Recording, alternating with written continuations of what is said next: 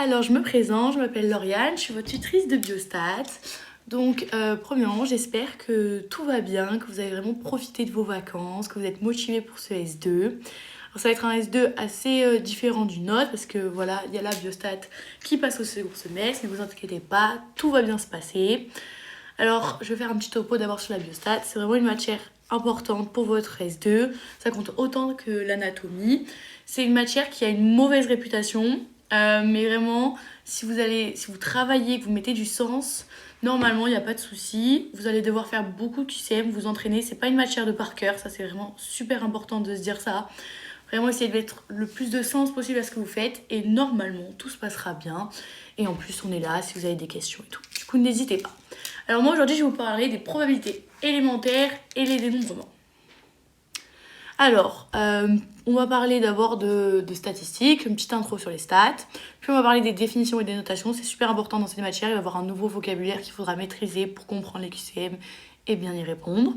Après, on va parler des dénombrements et une intro encore au proba.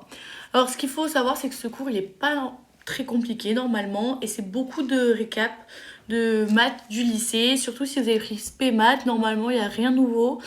Et sinon, si vous avez eu maths complémentaires, il y a quelques notions qui seront nouvelles, mais normalement, vous savez, la plupart, ça va être des récaps. Voilà. Alors déjà, les statistiques, on va parler de la définition. C'est une science qui s'intéresse aux propriétés des populations naturelles, c'est important le mot naturel. Une population, c'est quoi? Ça, il faut savoir.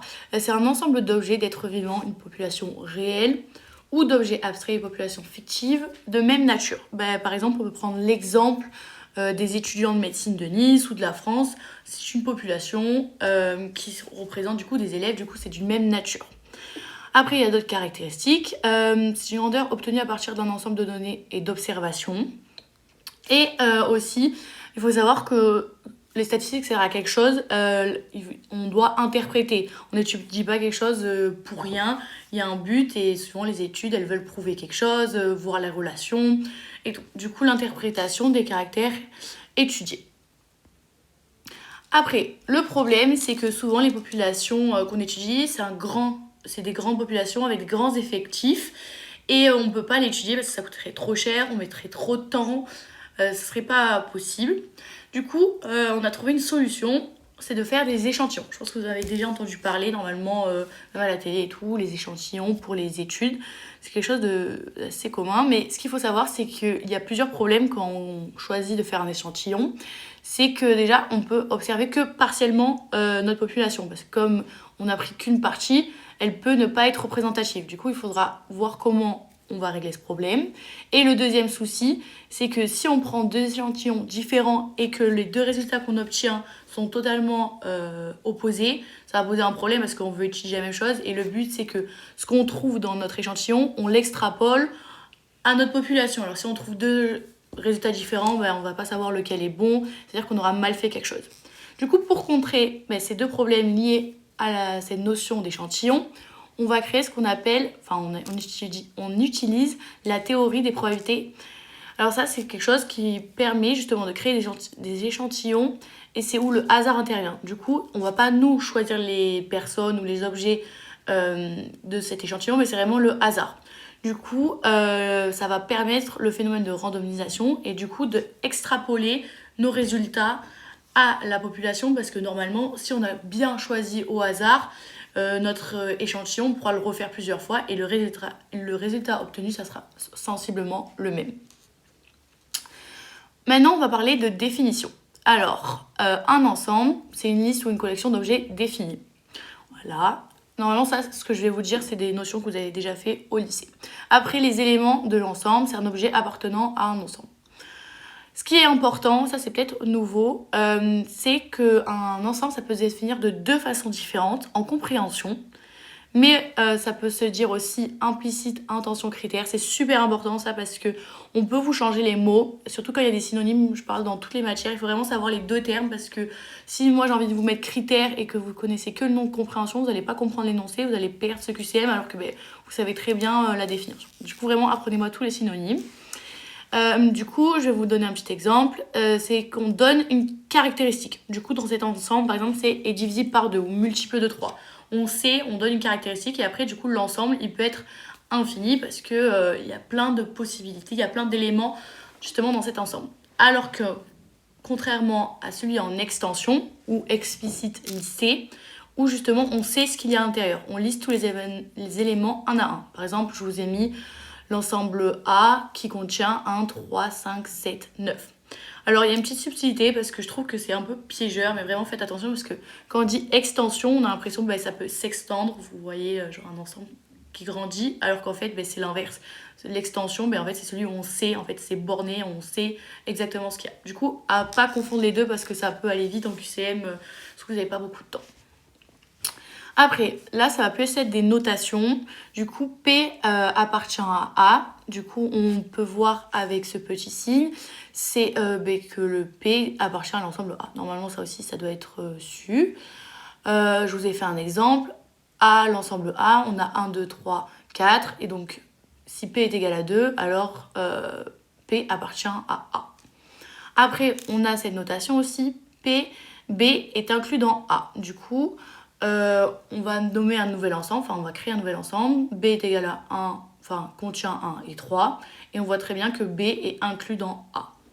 Puis, on va avoir cette notation qui correspond à ensemble vide. Et oméga qui veut dire l'ensemble universel ou aussi noté E.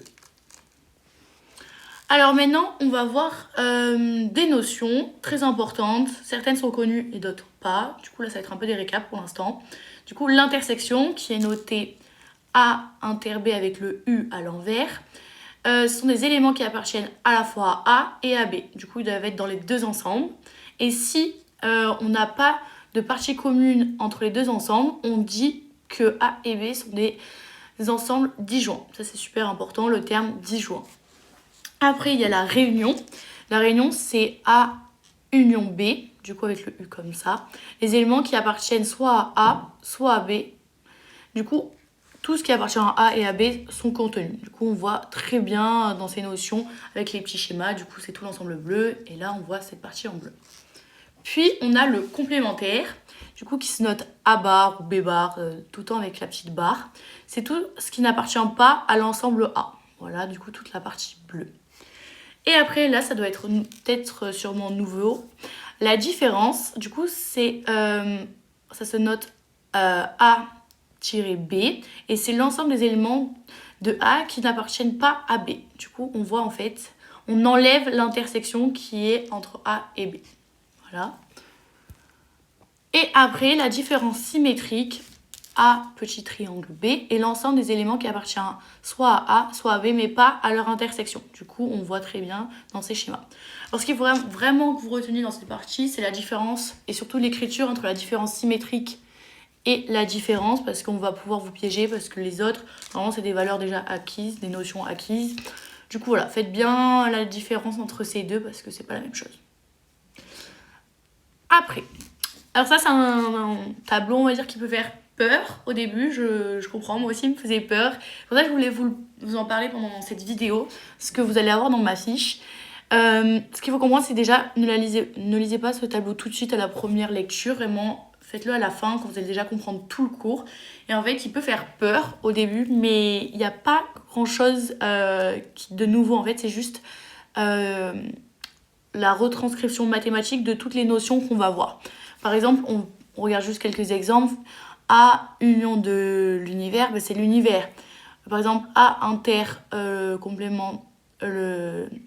complémentaire de A, c'est ensemble vide parce qu'on a vu que le complémentaire de A, c'était tout ce qui appartient pas à A. Du coup, il n'y a pas d'intersection entre les deux parce que les deux, ils s'opposent. Du coup, voilà, toutes ces notations, normalement, si vous avez compris tout le cours, il n'y a que des choses logiques. Et après, s'il y en a une ou deux que vous ne comprenez pas, vous m'envoyez un message. Du coup, voilà, c'est vraiment une notion globale de l'ensemble du cours, mais ne vous attardez pas trop dessus. Vraiment, il y a beaucoup de choses plus importantes que ça. Du coup, maintenant, on va voir les différents types d'ensembles et comment on va définir du coup un ensemble. Alors, il y a les ensembles d'abord finis. Du coup, ça peut être un ensemble nul ou contenant un nombre fini d'éléments. Bon, c'est vraiment dit dans le terme fini, on sait ce qu'il y a à l'intérieur. Et l'ensemble infini, par contre, il y a deux sous-ensembles, dénombrable et indénombrable. Du coup, dans le dénombrable, c'est chaque élément peut être compté. Alors, comme exemple, je vais vous donner l'ensemble des naturels. Du coup, c'est 1, 2, 3, 4. On peut les compter. malgré que ça soit infini, parce qu'il y a une infinité d'entiers. Comparé aux indénombrables, on ne peut pas compter chaque élément. Là, on peut prendre l'ensemble des réels, du coup, c'est tous les nombres avec des virgules. Et en fait, la différence, c'est un peu subtil entre les deux. Moi, j'ai pas trop compris ça l'année dernière, mais en tout cas, c'est par exemple entre 1 et 2, il y a une infinité de possibilités. Du coup, déjà, on ne pourra pas compter. On ne peut pas faire 1,000. Enfin, ce ne sera pas possible de compter, alors que les dénombrables, on peut quand même compter malgré que ça soit infini. J'espère que ça a été un petit peu plus clair, mais sinon, apprenez la définition mot pour mot et vous aurez le QCM. Vous en faites pas. Maintenant, on va passer au dénombrement. Alors ça, c'est vraiment super important. C'est la partie la plus compliquée de ce cours, mais normalement, quand vous allez vous entraîner, si vous connaissez bien les formules, les contextes, normalement, tout va bien se passer. Mais voilà, il faut s'accrocher à cette partie. Alors, les dénombrements permettent de calculer le nombre de possibilités de tirage dans des situations de probabilité différentes. Ça, c'est important. Du coup, on va avoir différentes situations et suivant la situation, on va utiliser certaines formules et ça sera important de savoir quand est-ce qu'on les utilise. Du coup, ça c'est vraiment le tableau que vous devez connaître par cœur. Vraiment, ce qu'il y a quelque chose à retenir dans cette leçon, c'est vraiment ce tableau. C'est vraiment super important. Alors, dans ma fiche, il y a vraiment tout qui est super bien détaillé, avec des exemples et tout. Là, à l'oral, je vais vous expliquer dans les grandes lignes et tout pour pas vous surcharger. Mais vraiment, ce qui est important, c'est de vous entraîner. Il y a plein de QCM. Moi aussi, je vais vous faire plein de QCM, des DM sur ce cours parce qu'il est super important. Et vraiment, le but, c'est de s'entraîner et de comprendre quand est-ce qu'on utilise l'une ou l'autre. Du coup, je vais faire colonne par colonne. Au moins, on va pouvoir s'entraîner. Et pour chaque exemple, je vais prendre le même contexte, vous allez voir. Du coup, ce qui est important de savoir, c'est déjà s'il y a une remise ou sans remise. Du coup, la première colonne, on voit que c'est avec remise. Ce qui est important parce qu'on va, par exemple, on prend un tirage avec 9 billes, numérotées de 1 à 9, on s'en fiche ça. Et du coup, elles sont dans une urne. Et du coup, si on en prend une, on va la remettre. C'est-à-dire qu'à chaque tirage, notre ensemble de possibilités, ça sera toujours le même. Par exemple, la probabilité de tirer la boule 1, ça sera toujours la même, qu'importe le tirage, parce que chaque fois, on va remettre les billes. Ça, c'est vraiment super important, parce que quand on va faire sans remise, à chaque fois qu'on va piocher une nouvelle bille, on va avoir une différence dans l'ensemble de nos possibilités, et du coup, les probabilités, elles vont évoluer entre chaque tirage. Du coup, ça, c'est vraiment à comprendre. Le premier, c'est P-liste avec remise. Il faut vraiment savoir chaque nom, qu'est-ce que ça représente. Du coup, on prend un élément dans E, c'est dans notre ensemble, et on le remet et on le répète P fois. Du coup, si on reprend l'exemple que je vous ai donné, on a 9 billes, on tire 3 billes, mais on repose chaque fois la bille, et on regarde du coup la suite de nombres qu'on va avoir. Ça, c'est important, c'est-à-dire comme c'est ordonné, ce ne sera pas pareil d'avoir 1, 2, 3 que 3, 2, 1. Alors ça, c'est vraiment super important, ça fait une autre possibilité. Du coup, la formule, ça sera 9 puissance 3. Voilà, tout simplement.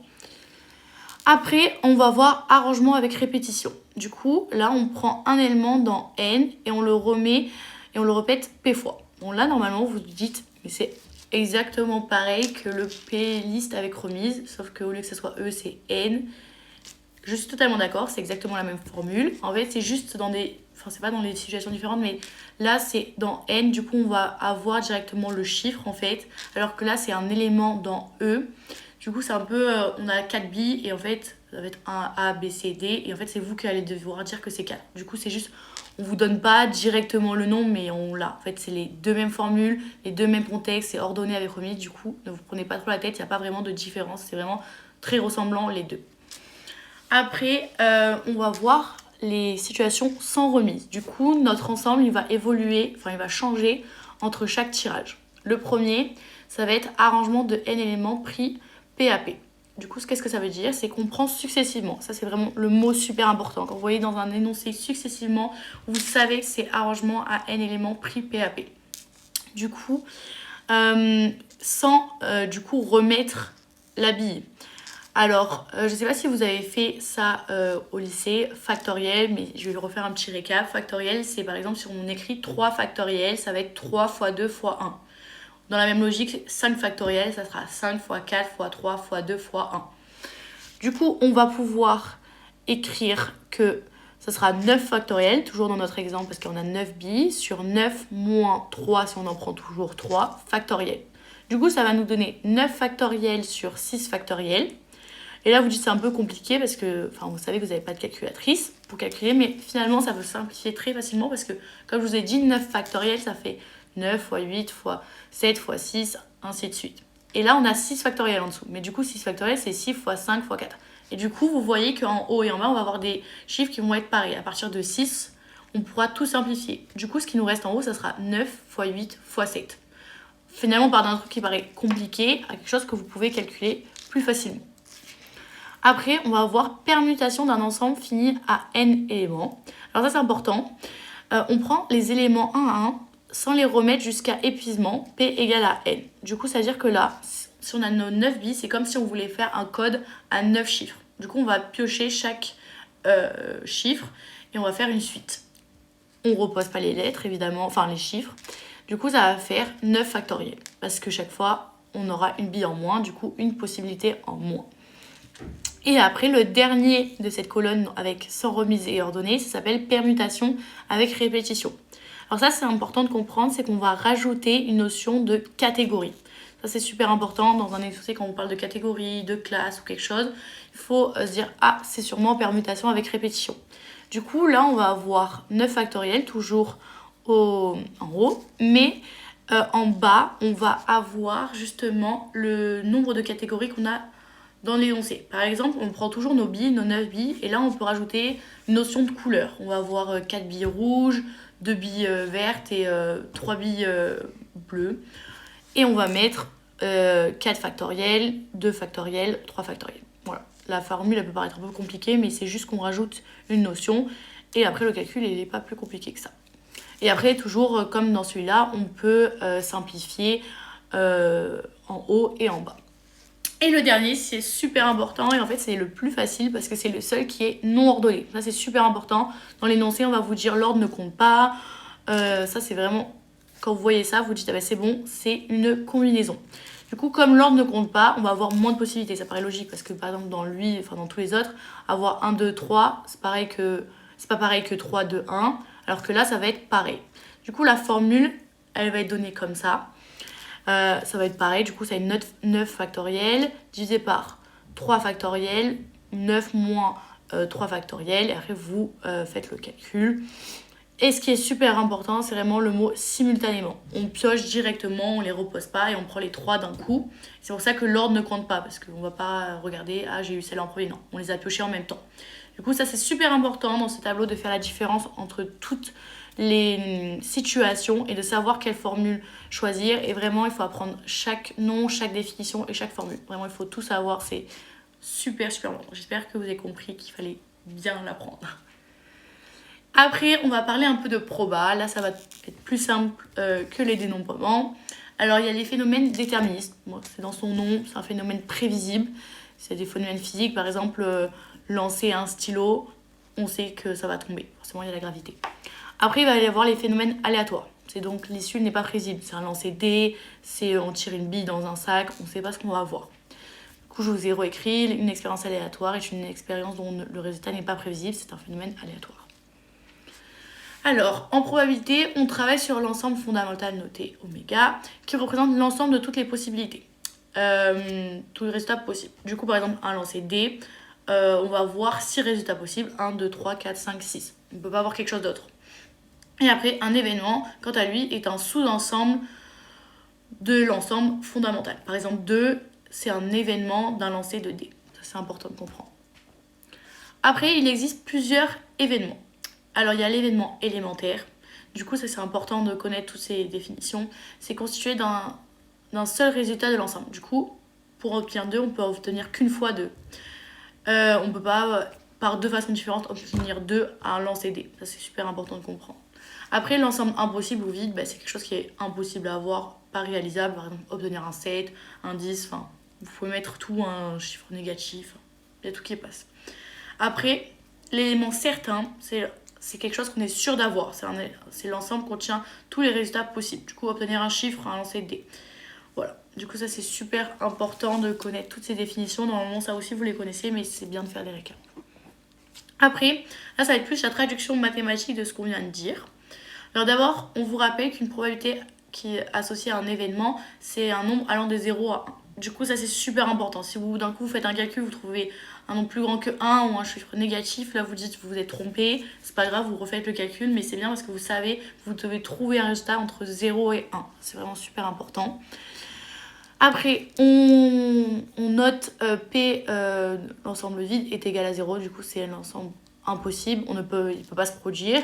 Et P de oméga, bah, c'est égal à 1. C'est pareil logique. Ça, c'est l'événement certain. Et ça, c'est l'événement impossible. Après, la probabilité du complémentaire de A, c'est 1 moins P de A. Ça paraît logique parce qu'on a vu, vous vous rappelez les petits ensembles, que tout le complémentaire de A, c'était tout ce qui appartenait pas à A. Du coup, ça, par exemple, on pourrait dire de lancer un dé, d'avoir un 2. Ben, le P du complémentaire de 2, ça serait d'avoir 1, 3, 4, 5, 9. Enfin, vous avez compris la logique. Et après, on repart sur quelque chose qu'on avait déjà vu. Du coup, si A est inclus dans B, alors la P de A sera inférieure à P de B parce que c'est pareil logique, parce que A, c'est une partie de notre ensemble B. Normalement, ça paraît assez simple. Et après, si P de A inter B est égal à 0, alors ils s'excluent mutuellement. Du coup, A et B sont dits incompatibles. Voilà, par exemple, un lancer D, obtenir un nombre pair et impair, bah, c'est impossible. Du coup, les deux événements, ils sont incompatibles.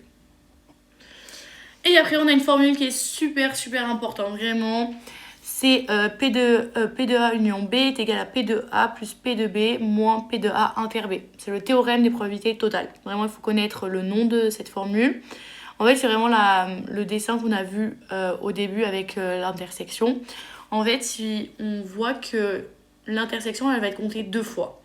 Parce qu'elle va être une fois dans l'ensemble A, une fois dans l'ensemble B. Du coup, c'est pour ça qu'on l'enlève. Parce qu'il ne faut pas qu'on compte 2 fois ces événements. Et après, si A et B sont incompatibles, on voit que P de A union B, c'est juste P de A plus P de B. Voilà.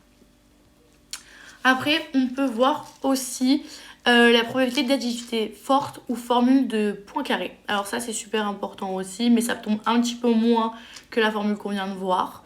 C'est la même logique, vraiment. C'est juste qu'on vient de rajouter un ensemble C.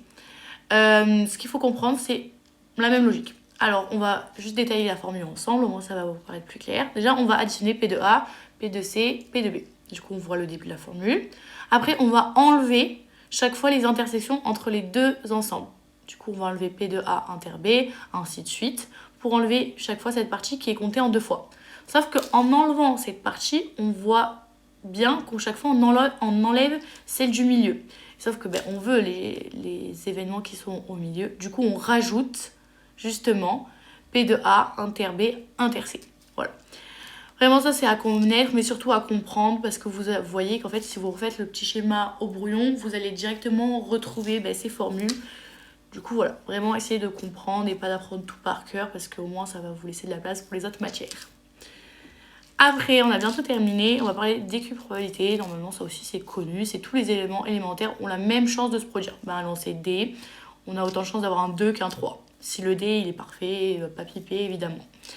Du coup, on utilise cette formule. Elle peut paraître compliquée, cardinal de A, cardinal de oméga, mais en fait, c'est super simple. Cardinal de A, c'est la probabilité de l'événement A. Du coup, par exemple, un lancer de D, avoir un 2, on a une chance. Et sur le nombre d'événements de l'univers, de possibilités, on voit que c'est 6 par exemple pour notre lancer D. Du coup P de A, enfin P de 2, ça sera 1/6. Voilà, en fait ça paraît un peu bizarre la formule écrite comme ça, mais c'est super simple et c'est déjà ce que vous savez faire. Enfin c'est vraiment intuitif comme formule. Après, on va voir la probabilité et les ensembles. Alors, on redit qu'une probabilité, elle doit être obligatoirement comprise entre 0 et 1, c'est vraiment super important. Et là, on rajoute un petit truc, c'est que la probabilité de tous les éléments élémentaires est toujours égale à 1. Du coup, la somme de tout, elle doit toujours être égale à 1. C'est super pratique parce qu'au moins, si on vous demande de calculer, vous pouvez tout le temps vérifier vos calculs parce que si vous trouvez 1,5 à la fin, c'est-à-dire qu'il y aura un petit problème et vous allez devoir refaire vos calculs. Je vais donner un petit exemple. On doit trouver la probabilité de 6. Du coup, on va devoir calculer la somme de toutes les probabilités qu'on connaît. Du coup, on va avoir 11/12. Et pour trouver la probabilité manquante, on va devoir faire 1 moins 11/12. Du coup, 1/12, on a la probabilité de P6. Bon, là, c'est dans un dé truqué, vous imaginez bien. Et voilà, j'espère que vous comprenez un peu la logique, mais normalement, c'est intuitif, ça aussi. Après, vraiment, si vous voyez que dans ce cours, il y a des choses qui vous manquent, que vous ne comprenez pas et que vous savez que vous l'avez déjà vu, vraiment, n'hésitez pas à vous référer à un cours de maths de première, de terminale, pour ces notions assez simples, normalement. Parce que ça va être super bien expliqué et au moins après vous allez revenir au cours et vous allez trouver ça beaucoup plus facile. Vraiment n'hésitez pas, moi aussi j'ai retrouvé mes cours de première, vraiment ça m'a aidé et tout. Du coup n'hésitez pas quelquefois même à trouver des petits exercices de proba pour vous entraîner, ça fait vraiment pas de mal et après vous allez voir, vous allez retrouver son OQCM et vous allez dire ah, c'est facile et tout. Mais vraiment voilà. N'hésitez pas à repartir sur les bases simples si vous avez des petites lacunes et tout. Même pour le calcul mental, vous allez voir en de stats, il faudra calculer assez vite. Après, vous êtes entraîné avec la biophie, mais vraiment, si vous avez des petits problèmes de calcul, vous refaites des petits QCM ou même des entraînements sur Internet. Vous allez voir, c'est pas mal aussi. Alors du coup c'est la fin de ce cours, j'espère que ça vous a plu, j'espère qu'il n'était pas trop compliqué, normalement à part les dénombrements ça allait. Du coup vraiment ne vous en faites pas si vous n'avez pas tout compris sur ça, dans ma fiche il y a tout qui est bien expliqué, vraiment on va jamais vous le répéter assez mais pour les matières un peu scientifiques désolé, où il y a des calculs, où il y a de la compréhension, vraiment il faut s'entraîner au QCM, c'est vraiment plus. Et voilà, j'espère que ça vous a plu. Je fais un petit coucou à votre tutrice de microbio, Lou. Et voilà, du coup, j'espère que ce S2 va bien se passer pour vous.